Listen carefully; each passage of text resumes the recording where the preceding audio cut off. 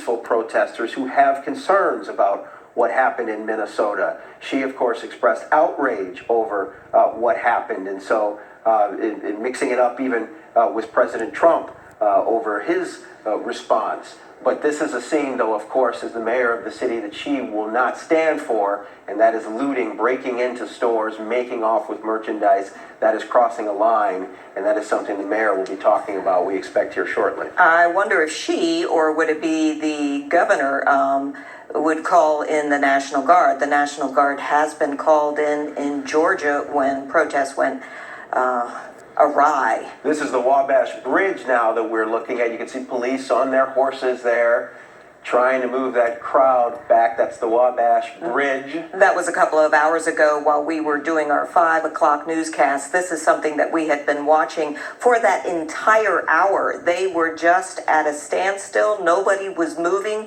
You can see the police officers on horseback. You can see the police officers, obviously the Chicago police officers with their blue helmets, and state police were there too. This is how it was for a full hour, just standing there, and what they wanted to prevent were that the protesters to move north and presumably up to Magnificent Mile.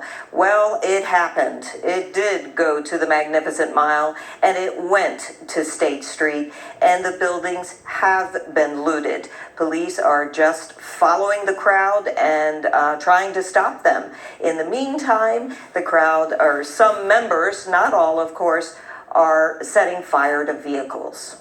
Yeah, setting fire to vehicles, destroying property, clashing with police vehicles vandalized, a WGN news truck vandalized.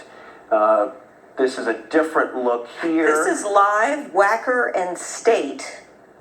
Wacker and State. That's a fire truck. Is that on fire? It's a little difficult to see, or are those just lights? I think, I don't think it's on fire. Okay, all right, no. Well, that's good.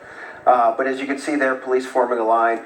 As Jackie mentioned, started at Federal Plaza, and then the protesters made their way a bit northeast, moving toward Michigan Avenue.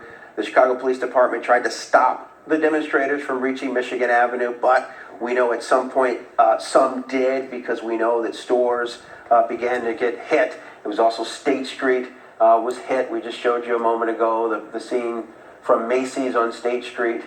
Well, you consider what we saw just a few moments ago, the recordings between 5 and 6, where there was such a huge crowd of protesters. And then you take a look at it now, and they clearly have splintered. They clearly have gone different ways. Some opportunist, looting, others continuing their protest. Indeed, our Joe Donnellan down there on the ground moving. We checked in with him moments ago. He mentioned that it did seem like those protesters had splintered. At one point this afternoon, around 5 o'clock, we saw that it was a big group. They were together. It was organized, and now people have just broken into smaller groups, and they're doing their own thing. Some people remaining peaceful, not making any trouble. Other people getting carried away, setting fires, throwing objects at police. Running into stores. From what I'm told, they are checking to see if more police cars have been damaged in this area. I do believe that perhaps the one right in the center may have been damaged. By the way, a lot of graffiti has been sprayed on all of the buildings. In fact, they sprayed graffiti right on the WGN live truck. So it's not just looting, it's graffiti, it's fires. Why don't we quickly go to Joe Donlin, who's on the phone. I think Mayor Lightfoot is about to come out. But Joe, you've moved. Where are you? What do you see? Okay, yeah, quick update here, and I'll be quick, so in case you need to get back to the mayor.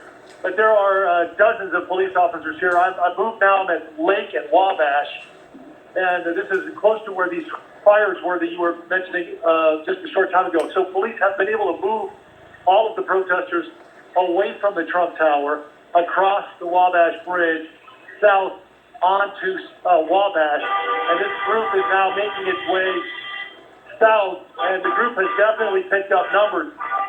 But this was a concerted effort, clearly, by police to move and herd this group from Lake and Wabash onto Wabash and push them south. which is where they're heading right now. And this group has grown since we talked last. It's connected with some of these protesters who are on the south side of the river. So the numbers have grown. They're heading south right now. Lots of police officers in this area. And we'll continue to follow this group. But again, at this point, they remain peaceful.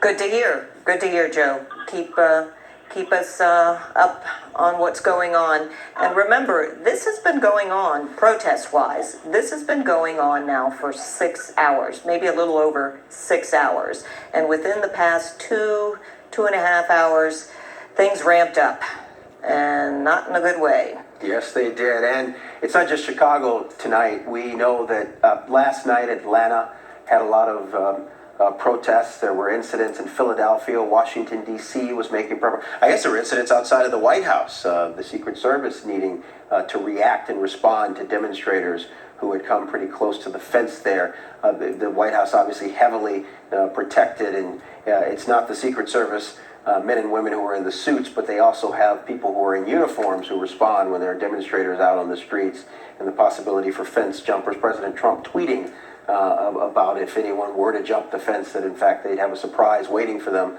on the other side.